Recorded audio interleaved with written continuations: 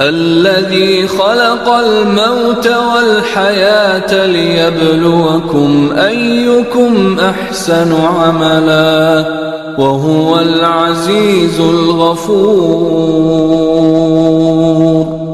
الذي خلق 7 سماوات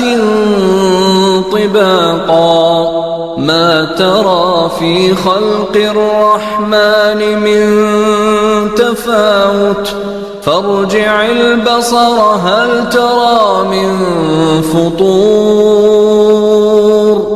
ثم ارجع البصر كرتين ينقلب إليك البصر خاسئا